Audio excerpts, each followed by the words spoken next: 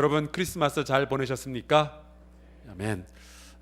성탄절 예배를 드리면서 저에게는 큰 감동이 있었는데 얘기한 대로 제가 찬양대가 찬양하고 난 다음에 칭찬을 하려고 애를 쓰는데 참 마음에 감동이 되니까 안 하기가 참 힘이 드네요.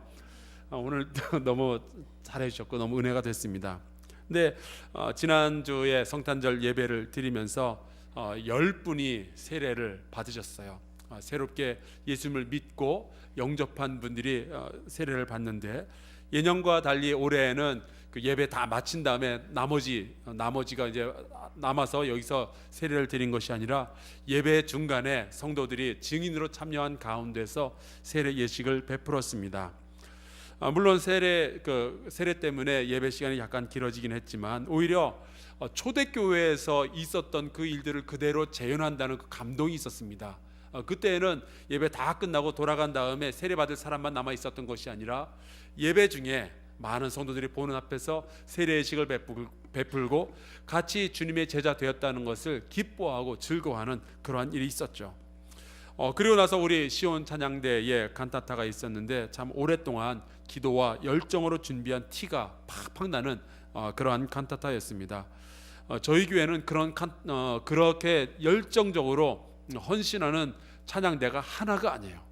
얼마나 많이 있는지 모르겠습니다. 하나님께 정말 감사드리고, 우리 교회 찬양대는 찬양대 대원이 되면은 음악으로만 섬기는 게 아니라 그 다음부터 자동차 주차도 막 걱정을 해야 되고요. 차를 이렇게 교회 주차장에 못 대도록 해놨거든요. 그래서 막 여기저기 숨겨놓고 오시고 참 힘들 텐데 불평 없이 섬겨주셔서 감사를 드립니다. 크리스마스는 예수께서 이 땅에 오신 것을 기념하고 축하하는 날입니다. 그리고 벌써 이틀이 지났어요. 엊그제 우리 강단 장식하시는 권사님께서 여기 뒤에 보면 크리스마스 장식이 있는데 이것을 언제 치우나요 목사님? 하고 여쭤보셨습니다. 보통은 이제 크리스마스 타이드라고 해서 성탄절 이후 한 2주 정도까지는 장식을 그대로 두는 것이 교회의 전통입니다. 그러니까 여러분 대개 크리스마스 트리 해놓은 거 너무 빨리 치우지 마시고 한 2주 정도는 내버려둬도 괜찮습니다. 근데 이제 저희 교회는 이제 다음 주에 치우기로 했습니다. 그런데 예수께서 오신 성탄절 이제 다 끝났고, 그리고 우리가 축하의 예배도 드렸고 아이들 그 순서도 가졌고 이제 성탄 장식까지 다 치우면은 우리가 할 일은 끝난 걸까요? 전혀 그렇지 않습니다. 예수께서 이 땅에 오신 것은 그것으로 완결편이 아니에요. 겨우 시작일 뿐이었습니다. 예수께서 이 땅에 오신 것은 하나님께서 이루실 일의 시작이지 끝이 아니었던 거죠. 저희 부부가 미국의 아틀란타에서 살 때였어요. 저는 이제 학교 학생이었고 제 아내가 첫째 아기를 임신했습니다. 처음에는 아기가 임신을 했다라는 소식을 듣고 나서 둘이 손을 꼭 붙잡고 막 기쁘다 감사하다 그러면서 너무 좋아했었는데, 이제 슬슬 시간이 지나면서 이제 배가 나오고요. 그리고 몸이 무거워지면서 이제 힘이 들기 시작했습니다. 제 아내가 이제 누워도 배가 이리 쏠리고 저리 쏠리고 그러면서 힘들어서 잠도 잘 못 자는데, 제가 옆에서 코를 골면서 자면은 그게 남편의 도리가 아니잖아요. 그래서 코는 안 골았습니다. 한 번은 이제 저희 교회 권사님들을 만나서 아내 배가 커지면서 너무 힘들어한다라고 이제 제가 불평을 늘어놓았더니 그 교회 권사님들이 그런 말씀하시는 거예요. 전도사님, 뱃속에 넣고 있을 때가 제일 편해요. 저희 그게 무슨 소리까? 아기를 낳고 나서 알았어요. 아기가 태어나서 밤에는 깨 있고 낮에는 자고, 누이면 깨고 안아주면 자고. 이게 정말 고문도 그런 고문이 없더라고요. 잠을 안 재워주는 거예요, 부모에게. 게다가 남들보다 늘 1.5배 무거운 우량하여서 정말 힘들었습니다. 어른들 말씀이 틀린 게 하나도 없더라고요. 차라리 뱃속에 있을 때가 훨씬 나았습니다. 그래서 어느 날 교회 권사님들께도 불평을 했어요. 아기를 온종일 안고 있으려니까 너무 힘들어요. 그랬더니 권사님들께서 그러셔요. 품속에 있을 때가 훨씬 나아요. 그게 무슨 소린가 그랬는데, 애가 이제 벌벌 기기 시작하면서 그제서야 알게 됐어요. 기어다니면서 온갖 사고를 치는데 집안에 있는 서랍이란 서랍 다 열고 그 안에 있는 옷까지 잘 개어서 놓은 거 다 꺼집어내고 바닥에 뭐 이상한 거 떨어져 있으면 그게 왜 그렇게 입으로 다 들어가는지 모르겠어요. 그 아이를 쫓아다니면서 지키고 있는 것이 참 힘들었습니다. 요번에도 교회 권사님들한테 투정을 부릴까 하다가 이분들은 이제 안 되겠어요. 또 무슨 소리 하실지 몰라서 그래서 약간 좀 젊은 층으로 갔습니다. 젊은 교회 집사님들한테 애 이제 기어다니는 거 보니까 너무 힘들어요 그랬더니 그 집사님들이 애가 중학교 2학년 되기 전까지는 힘든다 소리 하지 마세요 그러더라고요. 중2가 뭘까 싶었는데 얼마 전에 제가 경험을 했습니다. 우리가 크리스마스 때가 되면은 주님의 오심에 대해서 얼마나 많이 집중하고 그걸 준비하고 거기에 대해서 많은 이야기를 하는지 모르겠어요. 크리스마스 때 우리가 부르는 찬송가 가사 내용만 봐도 우리는 주님의 오심에 대해서 굉장히 집중하고 있다는 것을 알게 됩니다. 곧 오소서 임마누엘, 오시라는 이야기죠. 기쁘다 구주 오셨네, 만백성 맞으라. 평강의 왕이 오시니 다 평안하여라. 엎드려 절하세 구주 나셨네. 그분이 오심에 대해서 굉장히 많은 생각을 하고 그분의 오심에 대해서 굉장히 기뻐하고 즐거워하고 있어요. 그런데 여러분, 분명히 여러분도 저도 알고 있는 것은 아기가 태어났다고 해서 더 이상 우리가 진행시킬 이야기가 없다는 뜻이 아닙니다. 예수 그리스도께서 이 땅에 태어나셨다고 해서 박수치고 끝날 일이 아닌 거예요. 이제부터 시작입니다. 이제부터는 그분의 오심에 대해서는 축가를 했고 이제부터 우리가 해야 할 일은 그분께서 이루어 가실 일에 집중을 해야 돼요. 오늘 이사야서 말씀에 보면은 1절과 2절에 예수 그리스도의 오심에 대한 예언이 나옵니다. 이새의 줄기에서 한 싹이 나며 그 뿔에서 한 가지가 나서 결실할 것이다. 이 이야기는 예수 그리스도께서는 이 사람의 몸을 입고 사람의 가정에서 태어나셨다는 거죠. 그런데 그 약한 분이, 그 사람으로서 오신 분이 어떻게 구세주가 되시는가? 여기 2절에 나옵니다. 그의 위에 여호와의 영, 곧 지혜와 총명의 영이요 모략과 재능의 영이요 지식과 여호와를 경외하는 영이 강림하실 것이다. 하나님께서 인간의 몸을 입고, 연약한 몸을 입고 이 땅에 오셨지만 그 연약한 몸을 입으신 분이 하나님의 뜻을 이루어 가실 터인데 그 뜻을 이루어 가시도록 하기 위해서 하나님의 영이 예수 그리스도에게 부어진 거예요. 저는 이 예수 그리스도의 연약한 몸 그리고 하나님의 영이 부어졌다는 이 두 가지 사실이 얼마나 감사한지 모르겠어요. 먼저 예수께서 연약한 인간의 몸을 입으셨다는 게 왜 그렇게 감사한가? 저는요, 우리나라의 지도자급에 있는 모든 분들은 제발 좀 서민들의 삶을 알고 있으면 좋겠어요.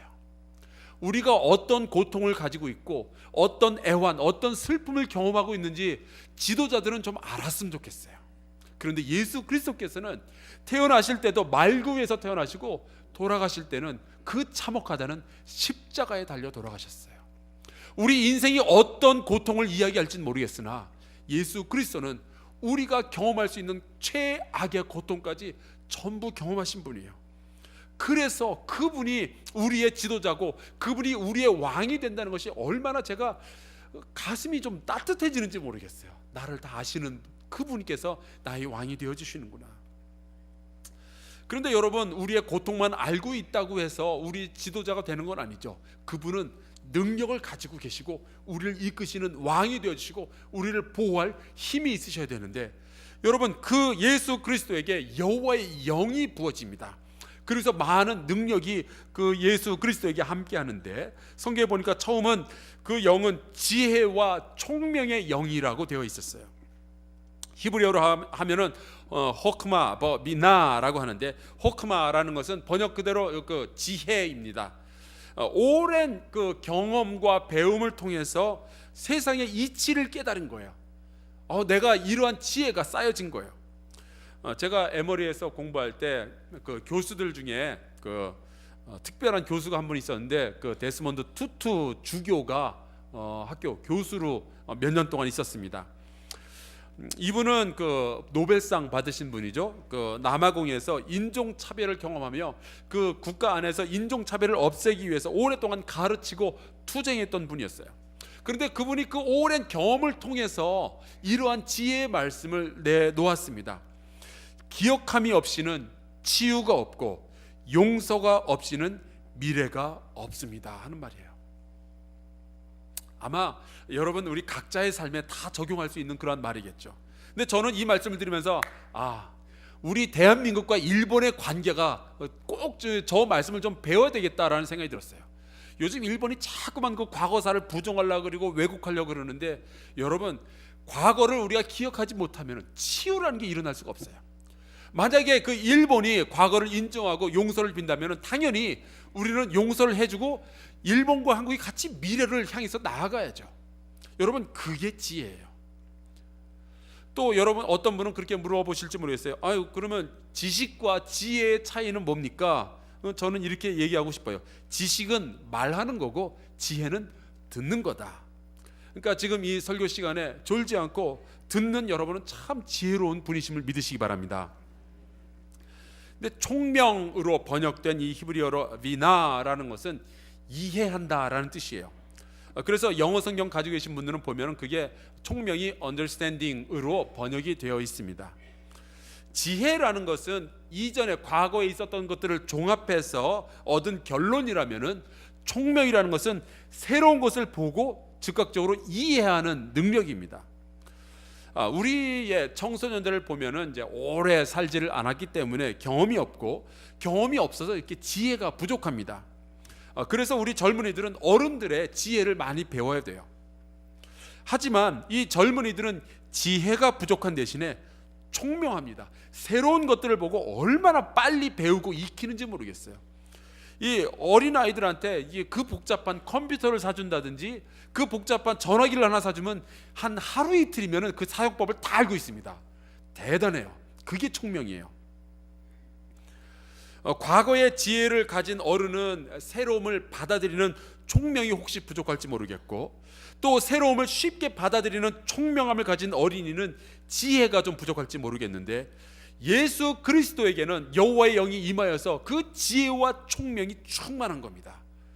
과거의 모든 지혜를 가지고 있으면서 또 미래를 준비할 총명함을 예수 그리스도께서 지니고 계시는 거죠. 그리고 예수님은 모략과 재능의 영이 그 위에 임하였다라고 했어요. 이것을 히브리어는 예자 게브라라고 하는데, 예자라는 것은 어떤 일을 이제 완성하기 위해서 전략 짜는 그 능력을 의미합니다. 올해 들어서 우리나라 그 국가대표 축구팀이 얼마나 잘했는지 몰라요. 제가 기록을 살펴보니까 1월 5일 사우디아라비아전으로부터 시작해서 20번을 이제 국가 대항전을 20번을 했는데, 그 중에 16번을 이기고요, 3번을 비기고 1번 졌어요. 승률이 80%면은 대단한 겁니다. 근데 얼마 전까지만 해도 그렇게 잘 못하던 축구팀이었는데 어떻게 이렇게 갑자기 잘하게 되었는가? 많은 그 전문가들이 이야기하기를 그 슈틸리케 그 감독이 전략을 잘 짜서 그렇다라는 이야기예요. 생각해 보니까 전략이 좋으면은 못하던 팀이 잘하는 팀을 이길 수도 있고, 전략을 잘못 짜면은 잘하는 팀이 못하는 팀한테 질 수도 있겠더라고요. 그게 바로 성경이 말하는 예자입니다. 전략을 짜는 거예요. 이루실 일에 대해서 전략을 짤 수 있는 능력이 예수 그리스도에게 있습니다. 그러나 전략은 있는데 그것을 실행시킬 힘이 없다면 그건 또 무슨 소용이 있겠어요? 여러분, 이 슈틸리케 감독이 아무리 작전을 잘 짜도 우리 대한민국 축구 선수들이 힘이 없어서 비실비실거리고 다리가 후들후들하면은 그게 어떻게 이길 수 있겠어요? 선수들이 기술도 좋고 힘도 좋아야죠. 그것이 바로 재능이라고 번역된 게브라입니다. 발음은 좀 웃기지만 그 단어 자체는 강력한 힘이라는 뜻을 가지고 있어요. 많은 사람들이 모략은 가졌으나 재능이 없고, 재능은 있으나 모략이 없어서 망하죠. 그러나 예수께서는 그 둘 다를 가지고 계신 거예요. 하나님께서 보내셔서 이루시고자 하는 그 하나님의 뜻을 이룰 계획도 가지고 계시고, 그 뜻을 이룰 능력도 가지고 계신 겁니다. 그분이 다른 분이 아니라 바로 우리의 주님 예수 그리스도셔요. 마지막으로 예수에게는 지식과 여호와를 경외하는 영을 주셨다라고 했습니다. 이것을 히브리어로 베이르 아도나이 그렇게 읽는데, 아트라는 것은 이제 지식입니다. 많이 알고 있는 것을 의미해요. 많이 알고 있으니까 말하게 되고 가르치는 것이라고 하는 거죠. 하지만 그 많이 아는 사람의 약점이 있을 수 있는데 그것은 이제 교만해지는 겁니다. 아는 게 병이라고.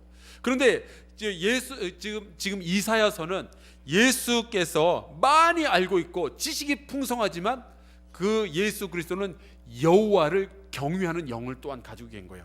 여호와를 경외하는 영이라는 것은 여호와를 두려워하는 영이다라는 겁니다. 그래서 예수님은 모든 것을 다 알고 계시지만 교만 떨지 아니하고 오직 여호와 하나님 그분의 아버지에게 죽기까지 복종을 하시는 거죠. 2000년 전에 베들레헴의 말구유에서 태어나신 예수님은 과거의 지혜를 가졌으나 미래를 위하여 준비되셨고 하나님의 뜻을 이루실 전략을 가지고 계실 뿐만 아니라 그것을 이루실 힘도 가지고 계시고 모든 것을 알고 계시지만 죽기까지 여호와 하나님 아버지 앞에 복종하는 겸손을 지니신 분이셨어요. 그래서 그분은 눈에 보이는 대로 심판하지 아니하며 그의 귀에 들리는 대로 판단하지 않는다라고 예언하고 있습니다. 최근에 그 입시와 면접이라는 이제 입시나 뭐 그런데 면접 과정이 들어가면서 많은 젊은이들이 고민하고 있어요. 그 면접에서 면접관한테 잘 보이려고 머리도 예쁘게 다듬고 옷도 깔끔하게 입고 말투까지 연습을 해서 면접을 보러 갑니다. 근데 여러분 왜 그렇게 그들이 열심히 외모에 신경을 쓸까요? 그것은 사람이라는 것은 눈에 보이는 대로 심판을 하고 귀에 들리는 대로 판단을 하기 때문에 그렇죠. 하지만 예수 그리스도는 다른 분이에요. 그분은 겉에 보이는 것으로 귀에 들리는 것으로 판단하는 분이 아닙니다. 오늘 말씀해 보니까 그분은 공의로 가난한 자를 심판할 것이다 라고 말씀을 하고 있어요. 여러분 이 말씀은 굉장히 짧지만 아주 강력한 말씀입니다. 왜냐하면 이 시대, 우리가 살고 있는 이 시대가 가지고 있는 가장 가슴 아픈 그 문제 중에 하나를 지금 꼭 집어서 내고 있기 때문에 그래요. 우리는 법 앞에서 모든 사람이 평등하다라는 상식을 가지고 있는데 과연 우리 사회가 그렇게 돌아가느냐라고 묻는다면 주춤할 수밖에 없어요. 안 그런 모습들이 너무나 많이 보입니다. 5년 전이었던 것 같아요. 그 박준영 변호사라고 이분이 그 살인 누명을 써서 그 감옥에 갇혀 있던 노숙자에 대해서 재심을 청구해서 결국 무죄 판결을 받아냈습니다. 그 이후로 이 변호사는 보니까 돈이 없어서 유죄 판결이 난 경우가 너무 많이 있는 거예요. 변호사를 잘 썼으면은 이런 그 무고한 죄를 지지 않았을 텐데 돈이 없어서 이런 일들이 일어났던 거죠. 아직도 이 땅에서 그런 일들이 일어나고 있습니다. 이사야가 살던 시대에는 가난한 자들은 가난한 것만 가지고도 고통스러울 텐데 사회적으로 신분이 낮은 자는 그것만으로도 고통스러울 텐데 이 국가가, 사회가, 법이 그들을 보호해 주질 않는 거예요. 그냥 눈에 보이는 대로 판단하고 귀에 들리는 대로 판단해서 가난한 자가, 낮은 자가 더 큰 고통을 받는 그러한 세상이 되어가고 있었던 겁니다. 그런데 이 이사야가 꿈꾸는 메시아는 그들을 보이는 대로 들리는 대로 판단하는 것이 아니라 공의로 심판하는 메시아가 오신다라는 것을 지금 생각을 하고 있는 거예요. 또 그리스도께서 정직으로 세상의 겸손한 자를 판단할 것이다 말씀하고 있습니다. 여기서 나오는 정직이란 말이 히브리어로 미쇼르라는 말인데 그건 이제 공평하다 그런 뜻이에요. 공평한 거고 겸손이라는 말은 그 히브리어로 아나비라고 하는데 아나비라는 것은 사실은 비천하고 가난하고 낮고 천박한 이제 그런 뜻입니다. 여러분 이 사회에서는요 사람 겉모양 보고 저 사람 되게 옷을 못 입었다, 비천하다, 못 배웠다 그러면은 벌써 이제 이렇게 깔고 들어가죠. 그러나 예수 그리스도께서는 그들을 그렇게 겉모양만 보고 판단하는 것이 아니라 공평함으로 그들을 판단할 것이다 말씀을 하고 있습니다. 감사한 것은 이러한 분이 우리의 주인이시라는 거예요. 내가 아무리 가난하고 내가 아무리 비천하다 할지라도 혹은 내가 아무리 부자라 할지라도 예수 그리스도는 그 공의로우심과 정직하심, 그 공평하심을 잃지 아니하시고 눈에 보이는 대로 판단치 아니하시며 귀에 들리는 대로 심판하지 않는 분이라는 거죠. 예수 그리스도는 우리의 지도자, 우리의 왕이 되시기에 완벽한 분이십니다. 그분을 따른다는 것에는 실수가 있을 수가 없고 그분을 우리의 왕, 우리의 주인으로 고백하는 것은 내 인생에 내릴 수 있는 가장 완벽한 결단이에요. 자, 그렇다면은 예수 그리스도께서는 이 땅에 오셔서 이러한 다스림을 통해서 무슨 일을 이루려고 하시는 걸까요? 그것이 바로 6절부터 나오는 이야기입니다. 이리가 어린 양과 함께 살며 표범이 어린 염소와 함께 누우며 송아지와 어린 사자와 살진 짐승이 함께 있어 어린아이에게 끌린다. 이 말씀은 예수 그리스도께서 이루실 새로운 세상, 우리가 말하는 하나님의 나라, 이 땅에 이루어지는 천국의 모습을 이야기하고 있어요. 이 하나님의 나라가 이루어진다면 얼마나 행복할까요? 그 옛날 공산주의자들은 이 행복한 세상을 만들려면 제일 먼저 사회 계급을 철폐해야 된다, 그렇게 이야기를 했어요. 그래서 모든 사람들이 서로를 동물하고 부르면은 평등한 세상이니까 그제서야 행복한 세상이 오지 않겠느냐 생각을 했어요. 그래서 자본가들을 전부 잡아서 죽이고 토지와 재산을 싹 몰수한 다음에 그 다음에 찔끔찔끔 모든 사람이 똑같이 평등하게 먹고 살아라 그러면서 음식을 나눠주기 시작했습니다. 그래서 평화와 행복이 찾아왔나요? 천만에요. 오히려 엄청난 빈곤이 찾아왔습니다. 계급이 사라졌나요? 천만에요. 수령님이 생기기 시작했어요. 그런데 지금으로부터 2600년 전에 예언했던 이사야는 공산주의자들이 꿈도 꾸지 못할 새로운 세상, 하나님의 나라에 대한 예언을 하고 있어요. 메시아가 이 땅에 오셔서 그분의 다스림으로 말미암아 이루어질 이 하나님의 나라에서는 놀라운 일들이 일어나는데 우리가 좀 생각을 해봐야 될 것 같아요. 이 땅에서 이리, 표범, 곰, 사자, 이것들이 사라지질 않아요. 그대로 존재하고 있습니다. 어린 양이 사라지는 것이 아니라 어린 양은 여전히 어린 양이에요.